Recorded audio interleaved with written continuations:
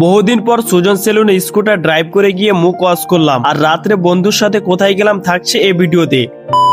Good morning everyone, I hope you are all doing well. আমি মামুন। একদম 11টা 10-এ ঘুম থেকে উঠে রুম থেকে স্কুটার বের করে রওনা হলাম জোলামোড়ের উদ্দেশ্যে। আর আজকাল বেশি রৌদ্র করছে না, সাথে ভালোই গরম লাগছে। ভাবলাম দোকানে গিয়ে একটু ফ্যানের হাওয়া পাবো, কিন্তু দোকানে পৌঁছে দেখতে পেলাম কারেন্টই নাই। যাই হোক, আমার পূর্বে একজনের লাইন ছিল, তার চুল দাড়ি কাটা হয়ে গেলে আমি বসে পড়লাম একটু ফ্রেশ হতে। এই দেখো 30 থেকে 35 মিনিটের মধ্যে হেয়ার কাট হয়ে গেল। আজকের হেয়ার কাটটা বেশ সুন্দর লাগছিল। তোমাদের কেমন লাগছে বলে দিও। যেহেতু ফেস ওয়াশ বাইরে থাকাকালীন করেছিলাম, তাই ভাবলাম অনেকদিন তো হয়ে গেল, আজকে করাই যায়। তাই চট করে অর্ডার দিয়ে ফেললাম এবং সুজন ভাই শুরু করে দিল। আর ভাই, এই প্রোডাক্ট দেওয়ার পর কেমনই লাগছে মনে হচ্ছে।